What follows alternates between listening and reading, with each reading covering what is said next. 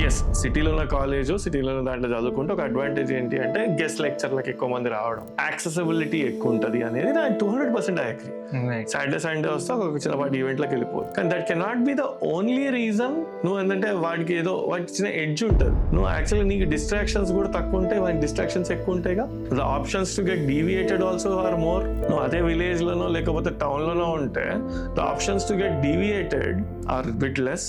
ఆ transit time తక్కువ ఉంటుంది, you stay close to home, your economics will be different.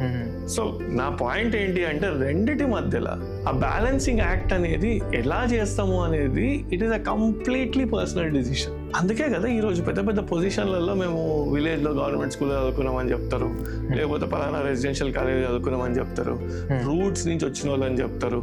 అట్లా నేను సిటీ వాళ్ళందరూ చెడిపోయారాను, కానీ సక్సెస్ అయిన వాళ్ళు కూడా అక్కడి నుంచి వచ్చిన వాళ్ళే కదా. మరి వాళ్ళు ఎట్లా అయ్యారు?